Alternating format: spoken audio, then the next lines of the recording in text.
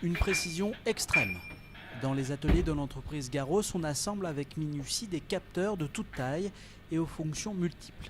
Aéronautique, industrie, à chaque capteur son usage, mesurer la pression extérieure, la fermeture d'une porte d'avion ou l'impact d'un train d'atterrissage.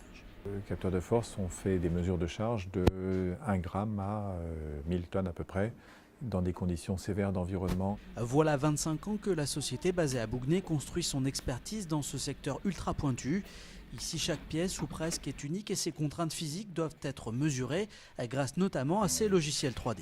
Ce capteur il sert dans l'offshore, donc on a des charges extrêmes comme celle-ci qui est de 2500 kN, c'est-à-dire il subit un effort de 250 tonnes. Là en vert c'est les surfaces d'appui qu'on a simulées et en rouge ce sont par où vont passer les efforts avec les directions. Une expertise qui a permis à Garros de se lancer à l'international, non sans mal. La découverte de ces marchés, c'est toujours très difficile, très long. On est sur des sujets confidentiels souvent, donc aller faire admettre aux gens qu'ils ont besoin de nous en Russie, c'est pas toujours simple, ou au Canada, c'est pas toujours simple.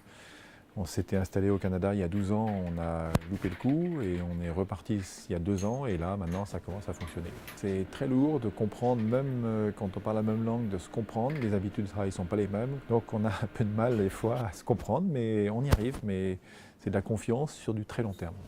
Aujourd'hui, Garros compte plusieurs agences en France ainsi qu'une à Madrid et une à Montréal, au total 140 salariés. Et malgré un chiffre d'affaires reparti à la hausse cette année, la conjoncture reste fragile.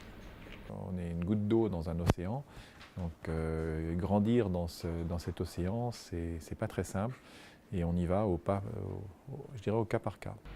Le prochain objectif de Garros est de s'implanter sur le marché russe, un défi pas vraiment facilité par l'actualité géopolitique.